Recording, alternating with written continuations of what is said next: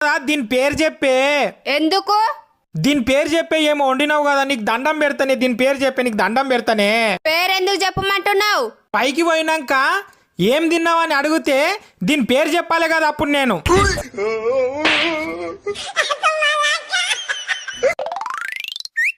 వామ్మో. నమస్కారం సార్. నమస్తే నమస్తే. ఆఫీస్కు జల్ది వస్తుంటివి, ఈరోజు లేట్ వచ్చినవెందుకు? ఇంటికాడ మా అమ్మ మా నాయన మస్తు కొట్లాడిరు సార్. 2 గంటలు కొట్లాడిరు, తుక్క కొట్లాడిరు. అందుకే లేట్ అయింది. మీ నాయన ఎవరు? గందుకే కొట్లాడిర్రు.